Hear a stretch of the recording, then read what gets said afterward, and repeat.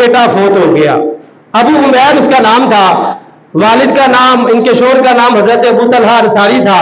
اب والد کو بھی, ماں کو, ظاہری بات ہے آپ کو پتہ ہے ماں باپ کو اپنے بیٹے سے بڑا پیار ہوتا ہے کہ نہیں ہوتا پیار؟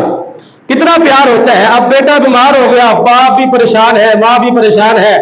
باپ گیا باہر, پیچھے سے بیٹا فوت ہو گیا. حضرت ابو عمیر یہ فوت ہو گیا, چھوٹا سا یہ بچہ تھا.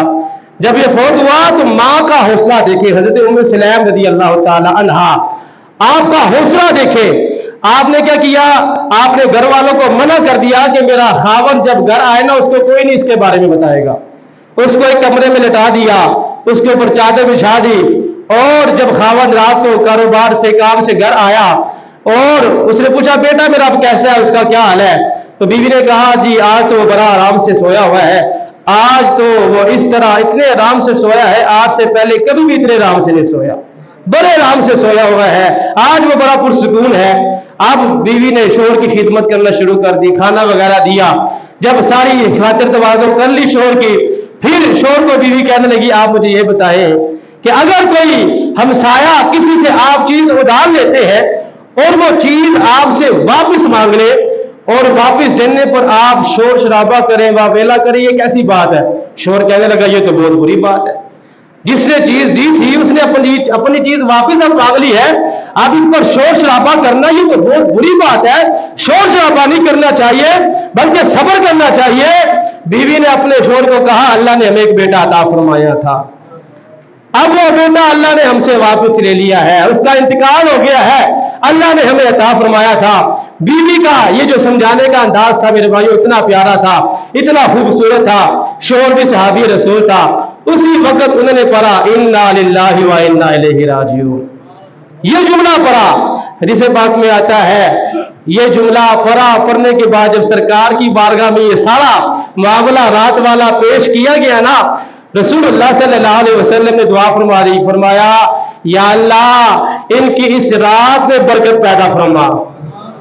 پھر اللہ پاک نے رسول اللہ صلی اللہ علیہ وسلم کی دعا کی برکت سے انا للہ و انا الیہ راجعون پڑھنے کی برکت سے میرے بھائیو ابھی 1 سال بھی نہیں گزرا تھا, اللہ نے اس گھرانے کو چاند جیسا بیٹا عطا فرما دیا, چاند جیسا بیٹا عطا فرما دیا, اور نام ان کا رکھا حضرت عبداللہ رضی اللہ تعالیٰ عنہ.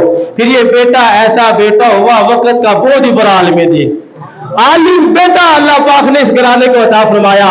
تو جو بندہ مصیبت کے وقت صبر کرتا ہے نا اور انا للہ و انا الیہ راجعون پڑھتا ہے, اس کا نعم البدل ہوتا ہے وہ بہت ہی پیارا ملتا ہے.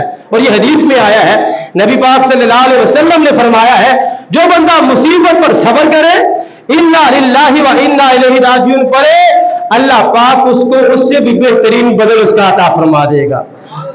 حدیث پاک میں آتا ہے رسول اللہ صلی اللہ علیہ وسلم نے ارشاد فرمایا جب فرشتہ کسی بندے کے بچے کی روح قبض کرتا ہے نا تو وہ جب اللہ کی بارگاہ میں حاضر ہوتا ہے, اللہ فرماتا ہے فرشتے بتاؤ تم نے میرے فلاں بندے کے دل کے پھول کو توڑ لیا ہے؟ فرشتہ کرتا ہے جی ہاں یا اللہ توڑ لیا ہے, تیرے حکم سے توڑا ہے. اللہ پھر پوچھتا ہے میرے فرشتے بتاؤ فلاں میرے بندے کے دل کے پھول کو تم نے توڑ لیا ہے؟ اور فرشتہ پھر یہی عرض کرتا ہے جی ہاں یا اللہ توڑ لیا ہے, تیرے حکم سے یا اللہ توڑا ہے. پھر اللہ فرماتا ہے میرے فرشتوں مجھے یہ تو بتاؤ میرے جس بندے کے دل کے پھول کو تم نے توڑا ہے وہ کیا کہہ رہا تھا, وہ میرے بارے میں کیا گفتگو کر رہا تھا؟ میرے بھائیوں یہ بڑی ہی سمجھ لے تربیت کی بات ہے. آج کل ہمارے ہاں کوئی فوتگی ہو جائے, کسی کا بچہ فوت ہو جائے, کسی کا بیٹا فوت ہو گیا ہے, وہ ویلا کرتا ہے, گلے شکوے کرتا ہے, اللہ کی بارگاہ میں عجیب و غریب قسم کے الفاظ میں استعمال کرتا ہے. اب اللہ پاک نے فرشتوں سے پوچھا بتاؤ وہ میرا بندہ کیا کر رہا تھا, اس کا کیا انداز تھا؟